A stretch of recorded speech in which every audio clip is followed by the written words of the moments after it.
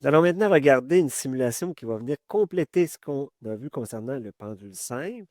En fait, le pendule simple, ça va être un pendule pour lequel toute la masse est concentrée à l'extrémité. Ici, vous avez votre pendule. Je vais pouvoir venir faire jouer ici.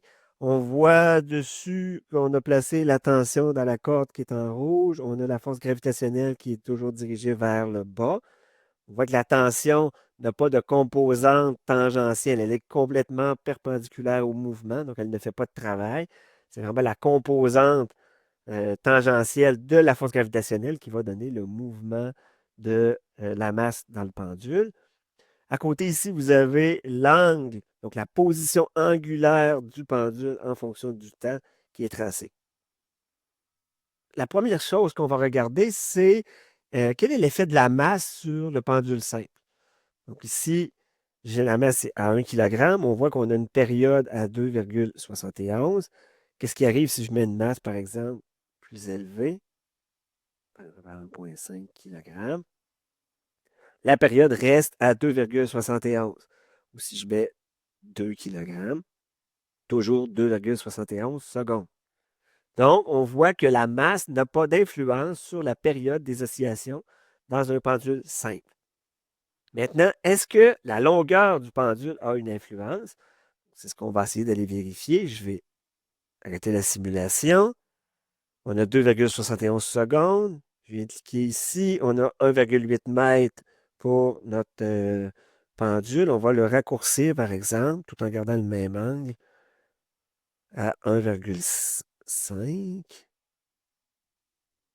Ça ici. Voyez-vous que la période a changé. Elle est maintenant de 2,47. Si je continue de raccourcir, par exemple à 1 mètre,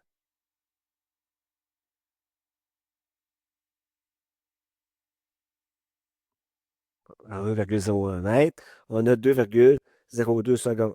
Vous allez voir que les périodes d'oscillation sont beaucoup plus courtes que tantôt. L'oscillation est plus rapide, comme ça. Donc, la longueur a une influence. On sait que la fréquence angulaire est égale à la racine de G sur L.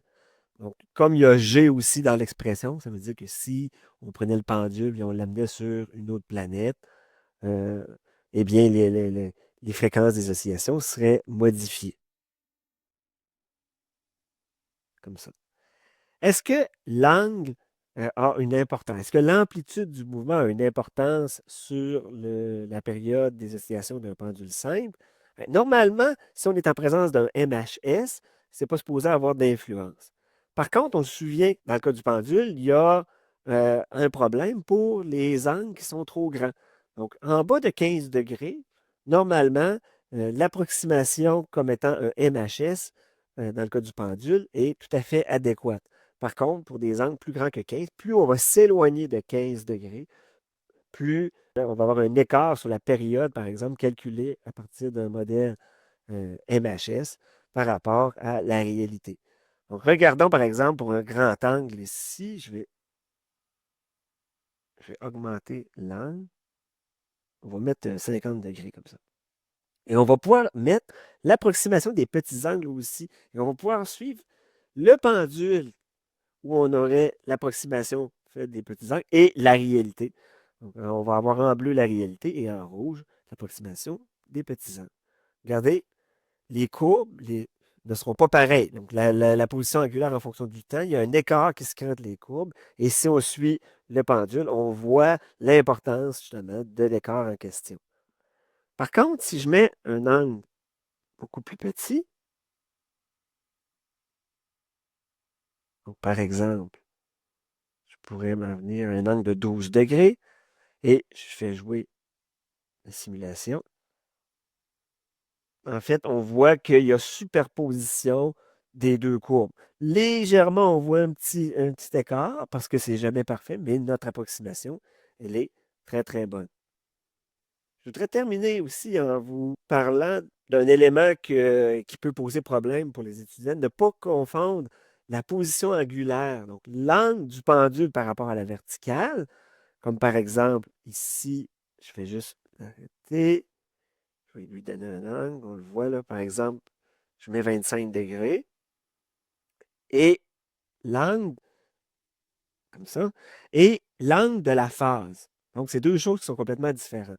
La phase, elle va faire 2 pi radians dans un cycle complet. Donc, ça nous dit finalement où on est rendu dans notre cycle.